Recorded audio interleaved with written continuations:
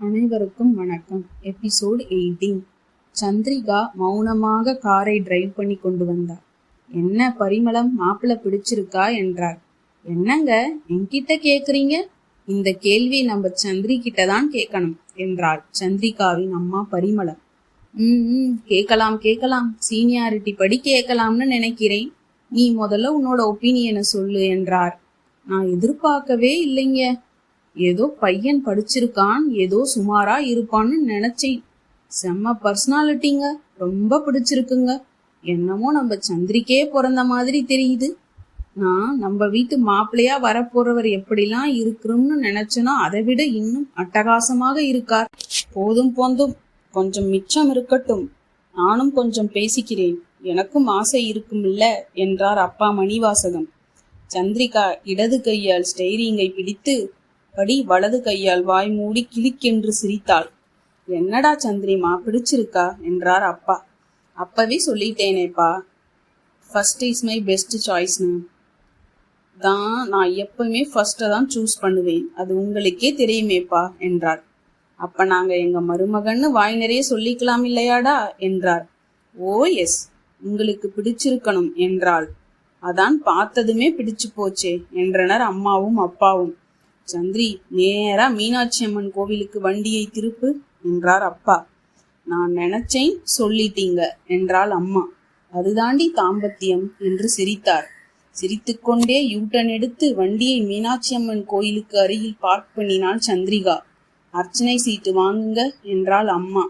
உள்ளே அர்ச்சனை கூடையை கொடுத்தவுடன், அம்மா யார் பேருக்கு? சந்திரி பேரு சொல்லுங்க என்றாள். கார்த்தி, சந்திரிகா என்று ஒரே நேரத்தில் 2 பெயர்களை சொன்னார். சந்திரிகாவும் அம்மாவும் விழித்தனர். என்ன பாக்குறீங்க, நம்ம சந்திரியோட மாப்பிள்ளை இனிமே அவர்தான் என்றார். இப்பவே முடிவு பண்ணிட்டீங்களா என்றாள் அம்மா. ஆமா, கண்டிப்பா மீனாட்சி நிறைவேற்றுவா. என் பொண்ணுக்கு ஏத்த மாப்பிள்ளை. முதல்ல ஜாதகம் கொண்டு வரும்போதே இங்க வந்தேன். மீனாட்சிட்ட சேவிச்சு உத்தரவு வாங்கிட்டு தான் மாப்பிள்ளை வீட்டுக்கே போனேன். கண்டிப்பா சந்திரிக்கு இந்த மாப்பிள்ளை தான் என்று சந்தோஷத்தில் தெரிச்சு பேசினார் சந்திரிகாவின் அப்பா மணிவாசகம். சந்திரியின் முகம் தாமரையாய் சிவந்து போனது. சந்திரி, உனக்கு என்னென்ன டிசைன் நகைகள் வேணுமோ, பட்டுப்புடவைகள் வேணுமோ, இன்னும் என்னென்ன தோணுதோ எல்லாத்தையும் லிஸ்ட் போட்டு கொடுத்துரு. ஆனா ஒண்ணு, நீ போடுற நகை மாடல் இதுவரைக்கும் யாருமே போடாததா இருக்கணும். இப்பவே ஆர்டர் கொடுத்து செய்ய சொல்லிடலாம் என்றார். அடடா பொறுங்க, ஒரு கதை சொல்லுவாங்களே, அடியேன்னு கூப்பிட பொண்டாட்டிய காணோம், பிள்ளைக்கு பேரு பொன்னுரங்கம்னு வச்சானா, அத மாதிரி இருக்கு என்று சிரித்தாள். கார் தார் சாலையில் விரைந்து கொண்டிருந்தது. சந்திரி அப்பா அம்மாவின் பேச்சுகளில் நெகிழ்ந்து மௌனமாக சிரித்து கொண்டே டிரைவ் பண்ணினாள். 2 போட்டன்னா சும்மா இரு என்றார் அப்பா. அம்மா கடகடவென்று சிரித்து விட்டாள். அப்பா சும்மா இருங்கப்பா என்றாள் சிரித்து கொண்டே. சந்திரி, என்னம்மா, நம்ம வீடு மாதிரி அங்க வசதி கிடையாது, அதையும் யோசிச்சுக்கோங்க என்றாள். சும்மா இர்றி, அழகான அன்பான பையன் மருமகனா கிடைச்சிருக்கான். வசதி நம்ம வீட்டுல இருக்கு, அங்க இருக்கணும்னு அவசியம் இல்லை என்றார் அப்பா. திரும்பி பார்த்தாள் சந்திரிகா. என்னடா? ஒண்ணும் இல்லப்பா என்று மீண்டும் டிரைவிங்கில் கவனமானாள். உள்ள எதையோ சிந்திக்குது. சும்மா இரு பரிமளம், என்னோட பொண்ணு 50,000 குடும்பம் பண்ணுவா, 5,000 அழகா குடும்பம் பண்ண கத்துக்குவா. அதுக்காக, வசதிக்காக இப்படி ஒரு மாப்பிள்ளையை விட்டு கொடுக்கிறது முட்டாள்தனம் என்று போனஸாக பேசினார். மறுபடியும் திரும்பியவள் சிரித்தாள். வீடு வந்தது. சந்திரி, நீ போடா, நான் பக்கத்துல கார் ஷெட்ல சர்வீஸுக்கு விட்டுட்டு வர்றேன் என்றார். சந்திரி காரிலிருந்து அர்ச்சனை கூடையுடன் அதை மார்போடு 2 கைகளாலும் இறுக்கமாக அணைத்து முகர்ந்தபடியே ஆனந்த கனவுகளுடன் உள்ளே நுழைந்தாள். சந்திரி, பூஜை ரூம்ல வைடா என்றார் அம்மா. சந்திரி, மாப்பிள்ளை நல்லா இருக்காருல்ல? ரொம்ப ஹேண்ட்ஸம், சூப்பர்டி. எப்படியோ உங்க அப்பா கண்டுபிடிச்சிருக்கார் என்று வாய் ஓயாமல் சொன்னாள் அம்மா. செல்போன் பாடியது. அம்மா ஈர கூந்தலை முடிச்சிட்டவாறே குழந்தையாய் ஓடி சென்று எடுத்தாள். ஹலோ, யாருங்க? நான் தாமா செந்தில், கார்த்திக் அப்பா என்றார். நல்லா இருக்கீங்களா? நல்லா இருக்கேம்மா. பரிமளம், ஒரு சந்தோஷமான செய்தி, அவரையும் கூப்பிடுமா என்றார். என்னங்க, செந்தில் அண்ணன் கூப்பிடுறார். அப்பா துண்டை எடுத்து போர்த்தியபடி ஓடி வந்தார். ஹலோ, சொல்லுங்க செந்தில், நாம சம்மந்தி ஆக போறோம் என்று சிரித்தார் செந்தில். அம்மாவும் சந்திரியும் அப்பாவின் அருகில் நின்றிருந்தனர். இருவரையும் இரு கைகளால் அணைத்து கொண்டார். என்னங்க இரு என்று சைகையில் பேசிவிட்டு மீண்டும் போனில் பேச ஆரம்பித்தார்.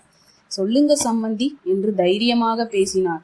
அம்மா மகள் சந்திரியை அணைத்து, யோகக்காரிடி நீ, உங்க அப்பா சரியாதான் சொல்லியிருக்கார், சம்மந்தின்னு பேசுறாரே என்று மீண்டும் மீண்டும் அணைத்து முத்தங்கள் பதித்து கொண்டாடினாள். சொல்லுங்க சம்மந்தி. எல்லாமே பேசி முடிவெடுத்தாச்சு. வந்தனா கல்யாணம் முடிஞ்சாச்சு. அடுத்த 3வது மாசம் வச்சுக்கலாம்னு நினைக்கிறேன். பையன் ஓகே சொல்லிட்டு ஊருக்கு போயிட்டான். உங்க வசதி எப்படின்னு சொன்னீங்கன்னா தேதி பிக்ஸ் பண்ணிக்கலாம் என்றார்.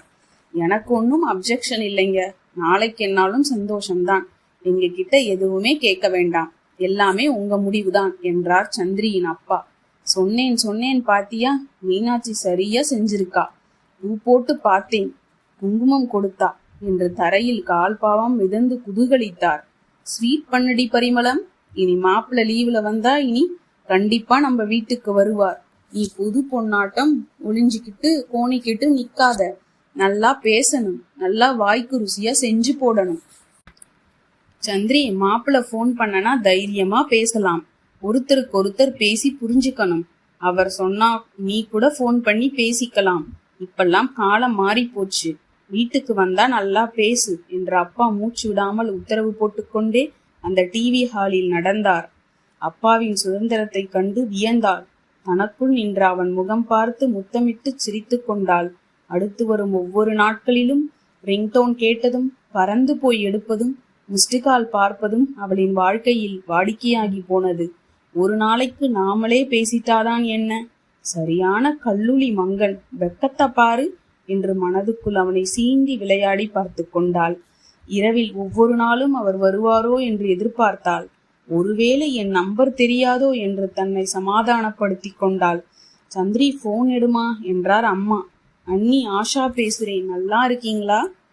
நல்லா இருக்கேன் ஆஷா. என்ன அண்ணி, ஒரு கால் பண்ணி பேச கூட மாட்டீங்களா? அண்ணன்ட்ட தான் பேசுவீங்களா என்றாள். ஐயோ, அவர்கிட்ட இன்னும் நான் ஒரு நாள் கூட பேசினதே இல்லையா ஆஷா என்றாள். பூஜை அறையில் இருந்து வந்தாள் அம்மா. துளசி, நல்ல நாள் பார்த்து நிச்சயம் பண்ணிடணும். பிறக்கிற மாசத்துல முதல் வாரத்துல கல்யாணத்தை வச்சிடலாம் என்றார் செந்தில். சரி, எனக்கும் நம்ம மருமக சீக்கிரமா நம்ம வீட்டுக்கு வரணும்னு ஆசையாத்தான் இருக்கு என்றாள். எனக்கும் ஆசையாத்தான் இருக்கு. கார்த்திக் வந்ததும் நிச்சயம் பண்ணிடலாம் என்றார். ஆவலோடு எதிர்பார்த்தாள் சந்திரி. கார்த்தி வரவே இல்லை. ஏதோ இழந்தது போல் மனம் தவியாய் தவித்தது. ஒருவேளை உடம்பு சரியில்லையோ, இல்ல மீட்டிங்கா இருக்குமோ?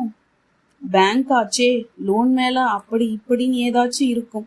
என்னதான் இருந்தாலும் ராத்திரியில பேசலாமே. கல்பனாவை பொண்ணு பார்க்க வந்த அன்னையிலிருந்து இன்னைக்கு வரைக்கும் அவர் ஒரு நாள் கூட மிஸ் பண்ண மாட்டார், பேசிடுவாருன்னு எவ்வளவு சந்தோஷமா சொல்லியிருக்கா. இவர் மட்டும் என்று தனக்குள் செல்லமாய் கோபித்து கொண்டாள். செல்லமாய் தன்னை திட்டிக் கொண்டாள். வர்ற வெள்ளிக்கிழமை நிச்சயதார்த்தம் பரிமளம். அதுக்கு அடுத்து வர்ற மாசம் முதல் ஞாயிற்றுக்கிழமை கல்யாணம். தேதி குறிச்சாச்சு. 2 பேரும் பத்திரிகை அடிக்கவும் கொடுத்தாச்சு என்று சொல்லிக்கொண்டே உள்ளே வந்தார் அப்பா. சரி சரி, நல்லா கிராண்டா பண்ணணும், நல்ல சத்திரமா புக் பண்ணிருங்க என்றாள் அம்மா. ஜமாய்ச்சிடலாம் என்று சந்திரியை பார்த்தார். சந்திரி வெக்கத்துடன் சிரித்தாள். நிச்சயதார்த்தத்துல எப்படி அவரை நேருக்கு நேரா பாக்குறது? வெக்கமா இருக்குமே. கண்டிப்பா பார்க்கணும். அவர்கிட்ட பேசணும். அடுத்து ஒரு வாரத்துல எனக்கு தாலி கட்ட போறார். என்ன வெக்கம் என்று தனக்குள் வெக்கத்துடன் சிவந்து பேசி சிரித்து கொண்டாள். ஆஷா, எல்லா சல்வாரையும் போட்டு பாழடிக்காதடி, 2 செட்டை பத்திரமா வை என்றபடியே தொடுத்த ஜாதி மல்லி சரத்தை ஃப்ரிட்ஜில் வைத்தாள். யார்ரி ஆஷா? அண்ணிமா. குடு என்றாள் அம்மா. அண்ணி, அம்மா பேசணுமாம், வச்சிராதீங்க. சந்திரி, எப்படிமா இருக்கே? நல்லா இருக்கேன் அத்தை. இந்த பக்கம் வந்தா கண்டிப்பா வீட்டுக்கு வந்துட்டு போகணும். கார்த்திக் இருப்பான்னு நினைச்சுக்கிட்டு வராம போயிராத. அவனெல்லாம் ஊருக்கு போயாச்சு. உங்க அண்ணியும் மாப்பிள்ளை வீட்டுக்கு போயாச்சு. விக்கி வீடு தங்க மாட்டான், கிரிக்கெட் தான். எப்பவும் நானும் ஆஷாவும் தான் வெக்கப்படாம வரணும் என்றாள்.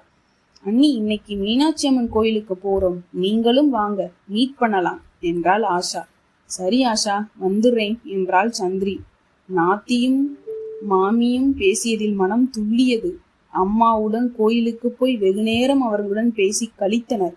நேரம் போனதே தெரியவில்லை. அண்ணி, அண்ணா இந்த சாட்டர்டே வரான் என்றாள் ஆஷா. கண்டிப்பா வீட்டுக்கு கூட்டிட்டு வாங்க மாப்பிள்ளையை என்றாள் அம்மா.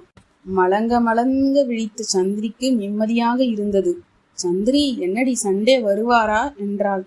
அம்மா, தெரியலையே, எனக்கு எப்படி தெரியும்? ஏண்டி, உனக்குத்தான் தெரியும், பின்ன எனக்கா தெரியும்? மாப்பிள்ளை உன்கிட்ட தானே பேசுவார் என்றாள். ஐயோ, இன்னும் நான் ஒரு நாள் கூட பேசினதே இல்லையேம்மா என்றாள். அடுத்த எபிசோட் நாளைக்கு பார்க்கலாமா?